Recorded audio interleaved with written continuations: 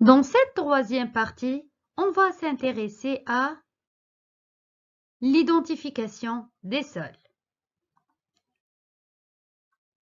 Avant d'effectuer les essais expérimentaux, il est indispensable d'identifier visuellement le sol et de donner les caractéristiques apparentes qui portent essentiellement sur les grosseurs des grains, on voit si les grains sont fins ou grossiers, la forme des grains, si elle est cubique, sphérique, ou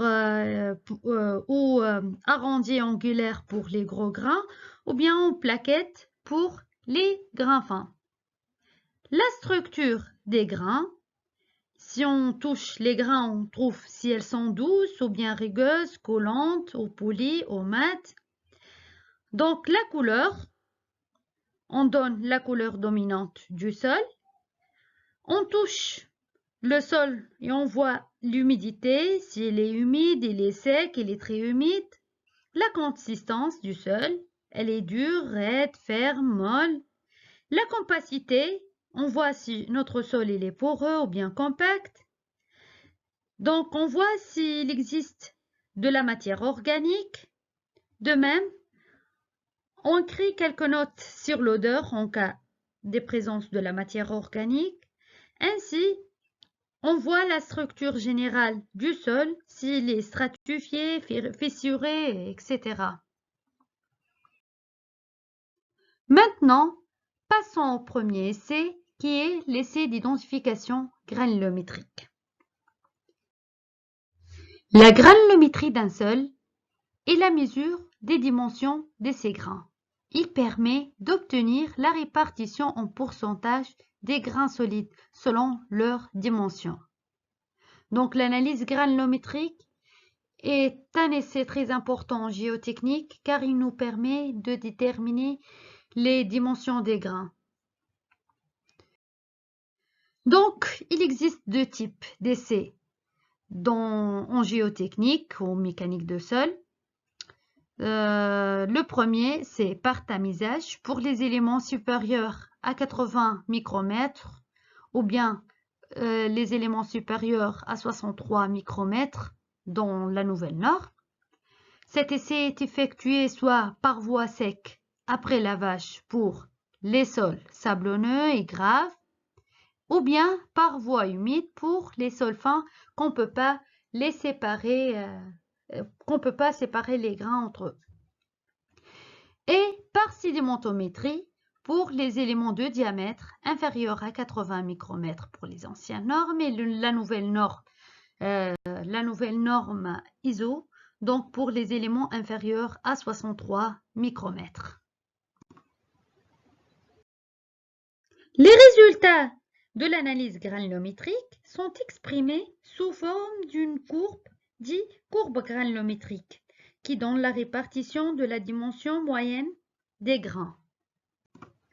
Cette courbe est tracée dans des axes semi-logarithmiques. On trouve les tamises accumulées en pourcentage en fonction du logarithme des dimensions des ouvertures des tamis en valeur décroissante.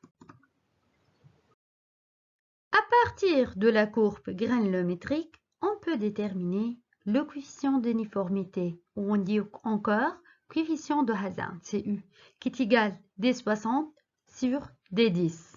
À partir de ce coefficient, il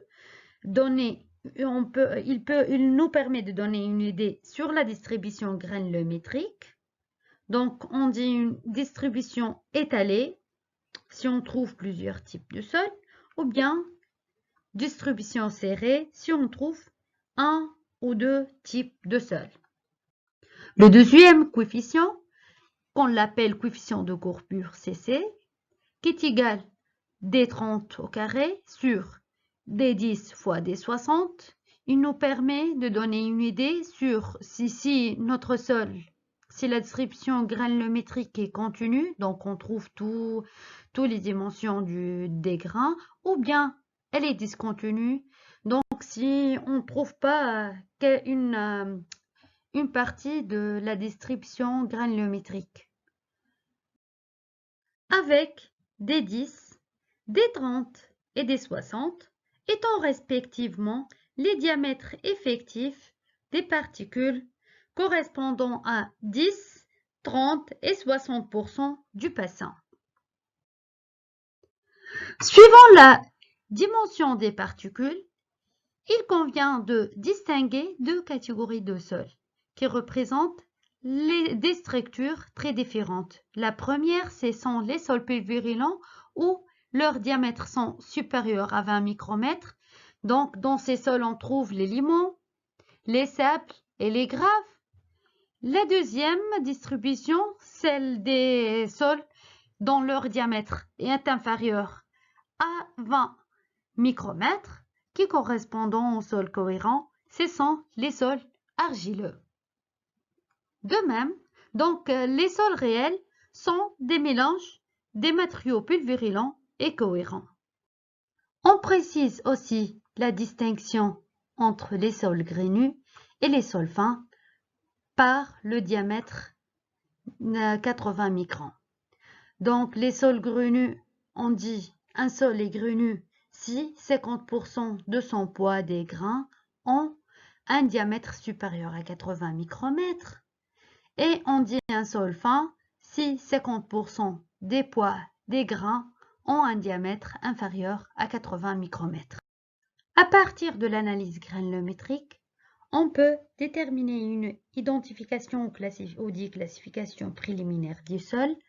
Donc, selon la norme ISO, à partir du tableau suivant, on trouve que les argiles sont les éléments inférieurs à 2 micromètres, à 20 micromètres, qui correspondent au sol cohérent, et les autres sols sont les sols pulvérulents. Donc, on trouve les limons, qui sont des éléments entre 20 micromètres et 63 micromètres, puis les sables, ensuite les graves, et après on trouve les cailloux et les blocs et les gros blocs. Le deuxième essai d'identification, c'est l'essai qui nous donne une idée sur la plasticité et la consistance des sols. Il s'agit de l'essai limite d'Atterberg. C'est l'un des essais d'identification les plus importants.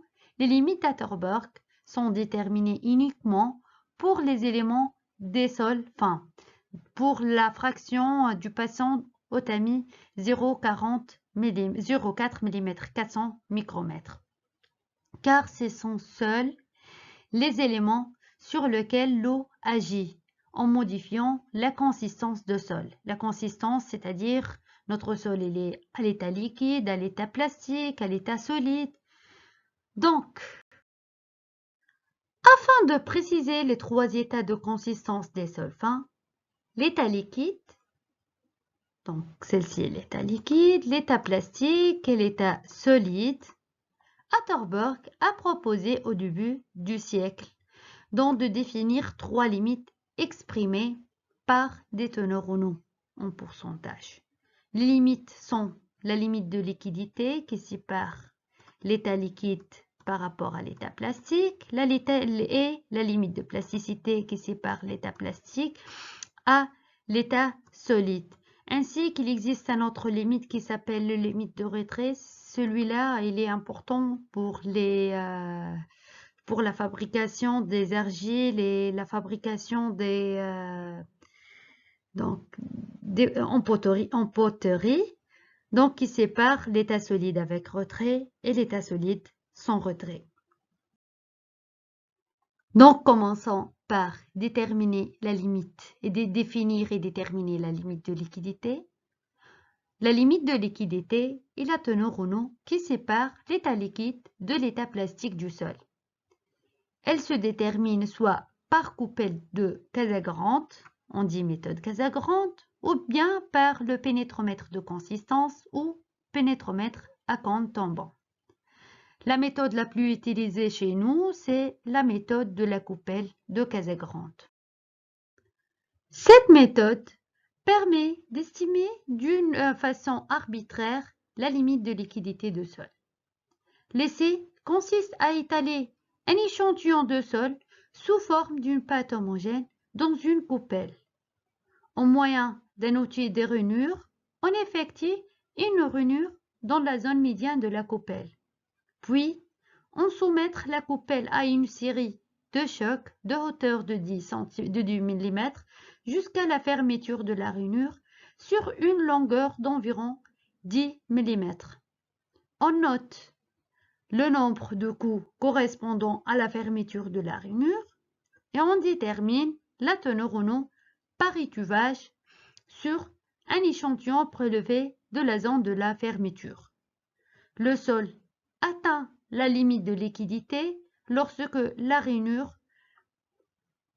pratiquée dans l'échantillon placé dans la coupelle est soumise à 25 chocs répétés et fermés sur une distance de 10 mm. Pour la limite de plasticité WP, elle sépare. Donc, tout d'abord, je veux la redéfinir. La limite de plasticité sépare l'état plastique de l'état solide d'un sol. Elle correspond à la teneur en eau minimale pour laquelle on peut rouler sur le sol. On peut rouler le sol en un rouleau de 3 mm de diamètre et 10 cm de longueur sans qu'il se rompe jusqu'on atteint donc quelques fissures. L'indice de plasticité est la différence entre la limite de liquidité et la limite de plasticité. L'indice de la plasticité mesure l'étendue de la domaine plastique du sol. C'est celui-là, c'est le domaine de plasticité. L'indice de plasticité, il nous permet de donner une idée sur la plasticité du sol. S'il est inférieur à 5, on dit que nos sols sont non plastiques. Pour un indice de plasticité supérieur à 50, les sols, on dit que nos sols, il est trop plastique. Donc, ainsi, on peut déterminer notre indice qu'on l'appelle indice de consistance IC. Donc, il s'agit d'une comparaison de la teneur en eau naturelle d'un sol avec les limites d'Atterberg. Donc, l'indice de consistance est égal à la limite de liquidité moins teneur en eau naturelle sur l'indice de plasticité. Il peut nous donner une idée sur la consistance du sol. Si l'indice de consistance est supérieur à 1, donc le sol est dur. Si il est inférieur à 0,25, notre sol est mou. Maintenant, donc, je veux vous présenter un essai qui nous donne une idée sur l'argilosité du sol. Il s'agit de l'essai de valeur au bleu de méthylène. La valeur au bleu de méthylène en dit VBS représente la quantité de bleu pouvant être absorbée ou consommée sur les surfaces internes et externes des particules des sols. La valeur de VBS exprime la masse de bleu pour 100 g du sol. Donc, pour les sols, seulement les sols argileux qui consomment le bleu de méthylène. Donc, si le sol a consommé beaucoup de bleu de méthylène, on dit qu'il s'agit d'un sol argileux. S'il n'a pas consommé du bleu de méthylène, on dit que notre sol est sablonneux ou bien limoneux. Donc, le test il est positif si on trouve une auréole tout autour de l'essai. L'essai qui nous permet d'identifier la propreté des sols, c'est l'essai équivalent de sable. L'essai équivalent de sable permet de déterminer dans un sol la proportion relative de sol fin et de sol grenu. Cet essai est important car la présence des éléments fins peut modifier le comportement de ces sols. Il est effectué sur les éléments de dimension inférieure à 2 mm. Identification chimique maintenant. Le premier essai est l'essai de la détermination de teneur en carbonate. Cet essai est réalisé au moyen d'un calcimètre afin de déterminer la teneur pondérale en carbonate d'un sol. La détermination du carbonate se fait par décomposition du carbonate de calcium contenu dans le sol par l'acide chlorhydrique. Le deuxième essai, c'est la détermination de la teneur en matière organique. Certains sols issus de dépôts géologiquement récents peuvent contenir de la matière organique. On les identifie in situ à leur couleur grise et à noir, à la présence des débris végétaux et à leur odeur. Sa détermination se fait soit par calcination, c'est-à-dire on les met dans des fours spéciaux à une température 450 à 500 degrés Celsius, soit par une méthode chimique, on le mélange avec des solutions oxydantes qui détruisent la matière organique. On a terminé tous les essais qui nous intéressent en géotechnique. Et dans le vidéo prochain, je vais vous présenter la classification des sols.